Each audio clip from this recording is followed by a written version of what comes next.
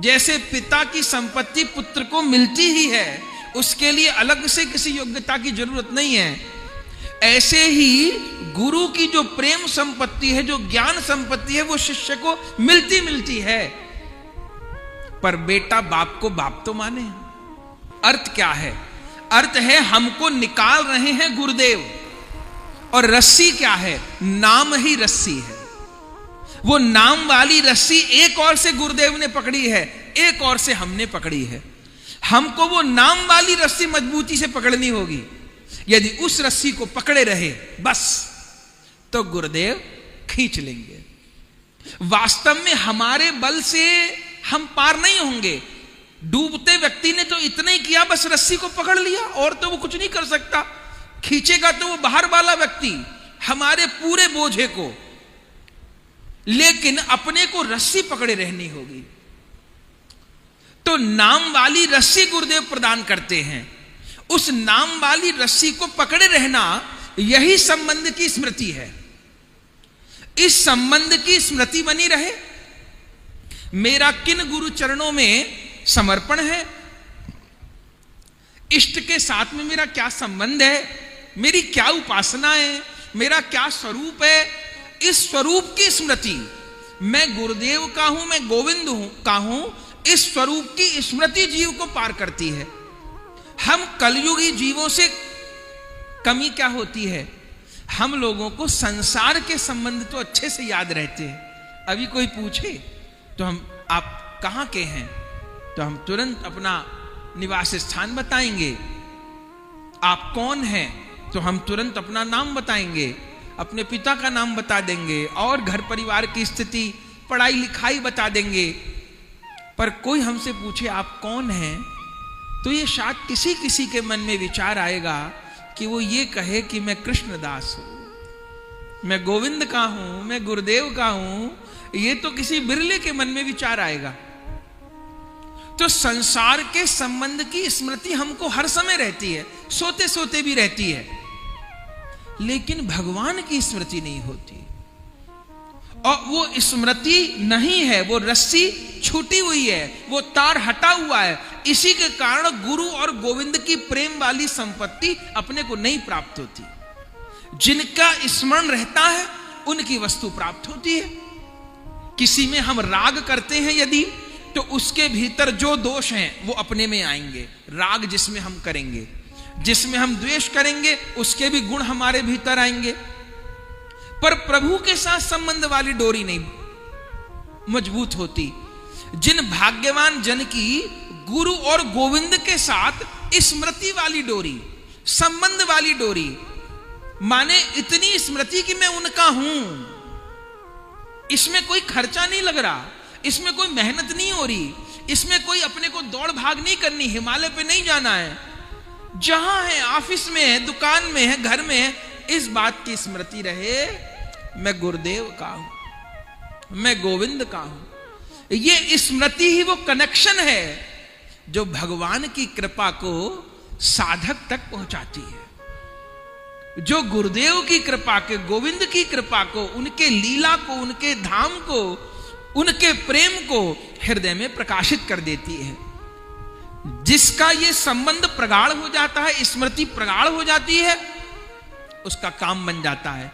और जो इस संबंध को प्रगाढ़ नहीं कर पाता, स्मृति को प्रगाढ़ नहीं कर पाता, वो फिर डूबता रहता है। माने रस्सी दे दी, जो कुएं में डूब रहा था उसने पकड़ी नहीं, या एक बार पकड़ के छोड़ दी, तो क्या हो? नहीं, रस्सी को पकड़े रखना होगा। माने गुरुदेव से दीक्षा ले लिए, नाम ले लिए, भजन ही नहीं करते, नाम ही जप नहीं करते, कैसे काम चलेगा? हम रस्सी छोड़ दिए, कैसे काम चलेगा? उस रस्सी से तो गुरुदेव बांधे हुए थे।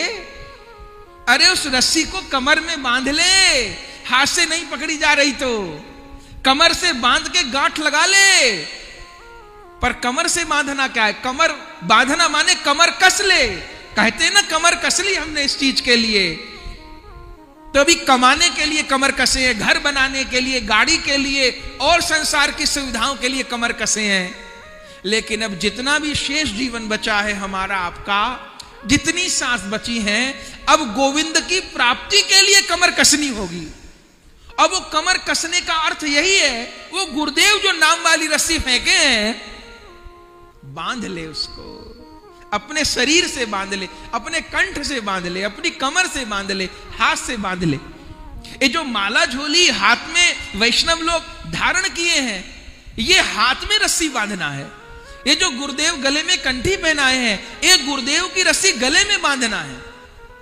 और विरक्त होकर के भजन में लग जाना, अब मुझे और किसी झंझट में नहीं पड़ना, बस हो गया जो होना था। छोटी अवस्था में विरक्त हो गया या ग्रस्त भी था, अब बच्चों का ब्याह हुआ, मुझे झमेले में नहीं पड़ना, मुझे गोविंद को पाना है, अब मुझे कोई नया राग द्वेष नहीं करना। यह है कमर बांध लेना। कंठी बांधे गुरुदेव, गला बांध लिए, हाथ में झोली दिए, हाथ बांध लिए, पर अपने को रस्सी पकड़नी होगी। हम नाम ही नहीं करते, हम माला नहीं करते, हम भजन नहीं करते, या जितना अपने पास समय है उतना नहीं करते, बहुत समय बिगाड़ देते हैं व्यर्थ की बातों में, तो गुरुदेव को दोष देंगे क्या?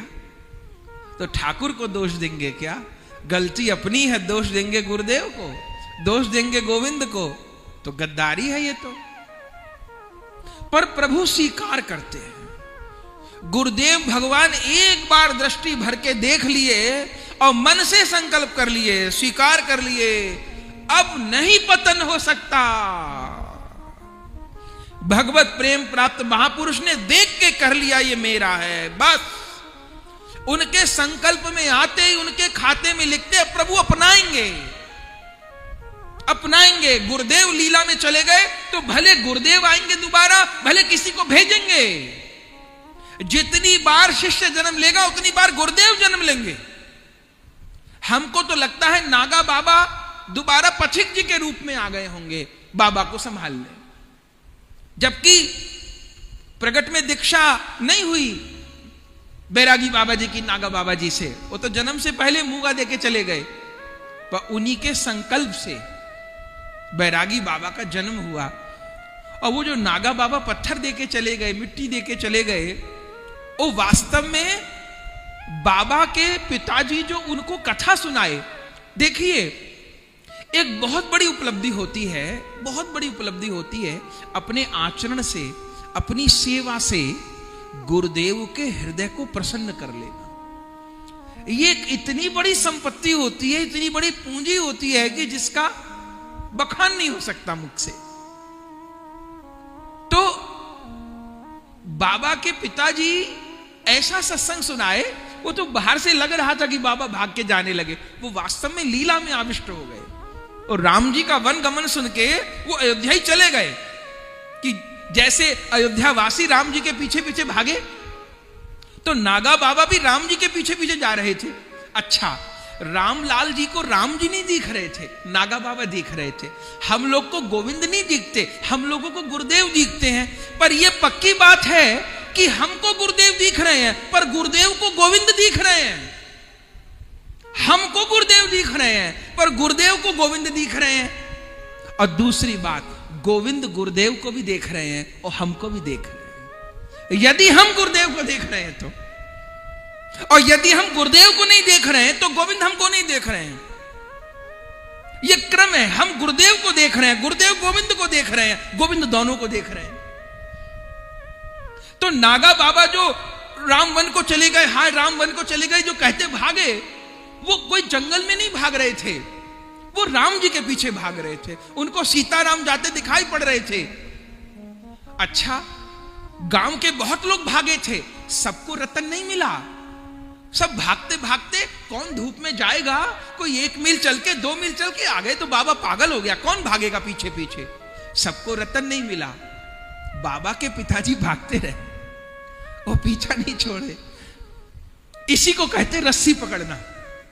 वो नहीं पीछा छोड़े। वो नागा बाबा बहुत कहे, मेरे नागा का पीछा करोगे, जाओ यहां से, जाओ यहां से। बोले नहीं जाऊंगा, नहीं जाऊंगा। तो जब बार बार कहा नहीं जाऊंगा, नहीं जाऊंगा, तब रतन दे दिए, रतन दे दिए। वो रतन ही बैरागी बाबा है और कोई नहीं। इस सृष्टि के महापुरुष ही रतन है और रत्नों का क्या करना है, सब पत्थर है। ये महापुरुष ही रतन है, रतन नहीं, ये महापुरुष पारसमणि है। अरे पारसमणि नहीं, ये महापारस है, क्योंकि पारस तो लोहे को सोना बनाता है और ये महापुरुष रूपी पारस सोना नहीं बनाते। ये महापुरुष रूपी पारस पारस ही बना देते हैं, अपने जैसा ही बना देते हैं। प्रवेश कर जाते हैं भीतर। तो नागा बाबा के संकल्प से बैरागी बाबा प्रकट हुए और अब 30 वर्ष की आयु हो गई। देखिए घर वाले भूल गए इस बात को। अब कौन याद रखेगा कि 30 साल पहले वो बाबा आए थे, कथा हुई थी, कौन हल्का फुल्का याद रखेगा, रोज तो कोई नहीं याद करेगा। तो संसार भूल गया, शायद बैरागी बाबा के माता पिता भी भूल गए हो इस बात को, लेकिन वो महापुरुष जो स्वीकार कर लिए थे ना, वो नहीं भूले, क्योंकि अब बाबा उनके भाग हो गए, उनके मोती हो गए। ठाकुर जी अपनी वस्तु को छोड़ते नहीं है। रुक्मणी विवाह का हम प्रसंग सुनते हैं। रुक्मणी जी भगवान को क्या प्रार्थना की कि प्रभु मैं आपका भाग हूं, इतना ही तो कहा ना गोविंद को। देखा नहीं था रुक्मणी जी ने भगवान को, भगवान रुक्मणी जी को नहीं देखे। रुक्मणी जी ने पत्र में लिख के क्या भेजा कि धीरापतिम कुलवती नवनीत कन्या काले नरसिंह नरलोक मनोभिरामम। ए नरसिंह, ए गोविंद, क्या सिंह के भाग को गीदड़ ले जाएगा? ओ शिशुपाल तो गीदड़ है और मेरे द्वारिकाधीश नरसिंह है, तो सिंह के भाग को गीदड़ खाएगा क्या? सिंह अपना भाग किसी को नहीं देता। तो ए नरसिंह मैं तेरा भाग हूं। अब ठीक है, छोड़ दोगे तो गीदड़ तो खाने को तैयार है मुझे, पर सिंह अपना भाग नहीं छोड़ता, तो मैं तुम्हारा भाग हूं। आप पढ़िए रुक्मणी जी की पत्रिका। इसी बात में ठाकुर रीझ गए, इसी बात में भगवान रीझ गए और द्वारिका से रथ पे दौड़ के आ गए। और रुक्मणी भगवान की प्रिया है वो अलग विषय है, पर अगर भक्त लीला में विचारे तो रुक्मणी जी ने एक बात तो कही है, धीरापतिम कुलवती नवनीत कन्या काले नरसिंह नरलोक मनोभिराम। ए नरसिंह मैं तेरा भाग हूं। अब जब जिस साधक ने कह दिया कि गुरुदेव मैं तुम्हारा भाग हूं, गोविंद में तुम्हारा भाग, अब ठाकुर नहीं छूने देगा किसी को। अब गोविंद का भाग। सिंह अपनी चीज को हाथ लगाने देगा? सिंह के पास जाके कोई इसका हार चुरा लाएगा क्या? किसी में हिम्मत है इतनी? पर हमको भाग बनना पड़ेगा, नरसिंह का भाग बनना पड़ेगा, कहना पड़ेगा हृदय से कि मैं आपका भाग। आप किसी भी भक्त का चरित्र देखिए, सब लोग ये कहे हैं, केवट ये बात कहे हैं भगवान को, शबरी ने ये बात कही है, सब भक्तों ने ये बात कही है। हम लोग जिस दिन सच्चाई से ये बात कह पाएंगे, उस दिन कुछ करना बाकी नहीं रहेगा। उस दिन कुछ करना बाकी नहीं रहता। उस दिन सब काम गुरु और गोविंद करते हैं। सत्य मानिए, भजन भी हमारी तरफ से गुरुदेव कर लेते हैं, सब कुछ कर लेते हैं।